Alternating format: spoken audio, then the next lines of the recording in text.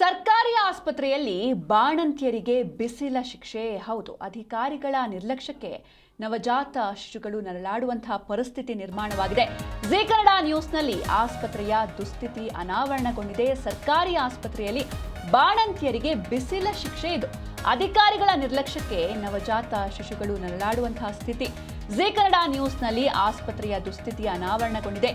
ಕೆಲಸ ಮಾಡ್ತಾ ಇಲ್ಲ, ಲಕ್ಷಾಂತರ ಹಣ ಖರ್ಚು ಮಾಡಿ ಹಾಕಿಸಿರುವಂತಹ ಎಸಿ. ಆಸ್ಪತ್ರೆಗೆ ಬರೋರೆ ಮನೆಯಿಂದ ಫ್ಯಾನ್ ತರುವಂತಹ ಸ್ಥಿತಿ ನಿರ್ಮಾಣವಾಗಿದೆ. ಹೊಸಪೇಟೆಯ ಸರ್ಕಾರಿ ತಾಯಿ ಮತ್ತು ಮಕ್ಕಳ ಆಸ್ಪತ್ರೆ ಇದು.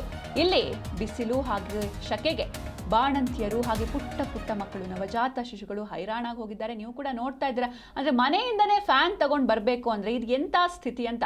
ಒಂದು ತಿಂಗಳಿಗೆ 1,000ದಿಂದ 1,500 ಹೆರಿಗೆ ಮಾಡಿಸೋ ಸರ್ಕಾರಿ ಆಸ್ಪತ್ರೆಯ ಹೆರಿಗೆ ವಾರ್ಡ್ಗೆ ಇದೆಂಥ ದುಸ್ಥಿತಿ ಬಂದು ಒದಗಿದೆ ಅಂತ ಜೀ ಕನ್ನಡ ನ್ಯೂಸ್ನಲ್ಲಿ, ಜೀ ಕನ್ನಡ ನ್ಯೂಸ್ ರಿಯಾಲಿಟಿ ಚೆಕ್ನಲ್ಲಿ ಸರ್ಕಾರಿ ಆಸ್ಪತ್ರೆಯ ಹೆರಿಗೆ ವಾರ್ಡ್ನ ದುಸ್ಥಿತಿ ಅನಾವರಣಗೊಂಡಿದೆ.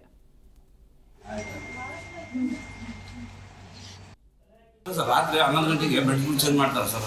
ಆಸ್ಪತ್ರೆಗೆ ಅಡ್ಮಿಟ್ ಆದ ಪೇಷಂಟ್ಗಳಿಗೆ ರಾತ್ರಿ 11 ಗಂಟೆಗೆ ತಳಗ ಫ್ಯಾನ್ಗಳಿಲ್ಲ. ಎಲ್ಲಿ ಹೋಗ್ತಾರೆ? ಆಪರೇಷನ್ 3 ದಿನ ಇದೆ ಆಪರೇಷನ್ ಆಗಿ. ಅದನ್ನ ಸಾಕು ಕೇಳೋದಂತ ನಾನು ಬಂದ್ಮೇಲೆ ಏನು ಎ ಸಿ ಇತ್ತಲ್ಲ, ಎ ಸಿ ಇತ್ತಲ್ಲ, ಅದು ರಾತ್ರಿ ಹೊತ್ತು ಯಾರು ಊಟ ಕೂಡ ಬ್ರದರ್ ಬಂದು ರೆಡಿ ಮಾಡಿ ಕೊಟ್ಟೆ ನಾವು ಎ ಸಿನ. ಅದು ಪೇಷಂಟ್ ಜಾಸ್ತಿ ಸಪೋರ್ಟ್ ಮಾಡೋಕೆ ರೆಡಿ ಇದ್ದೀವಿ. ಅದು ಇದ್ದಕ್ಕೆಲ್ಲ ಸರಿ ಅವ್ರಿಗೆ ಸರಿ ಒದಗಬೇಕು ತಾನೆ. ಫ್ಯಾನ್ ನೀವು ತಗೊಂಡ್ರ?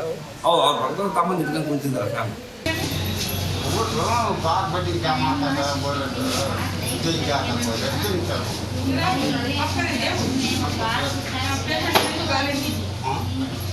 Gracias.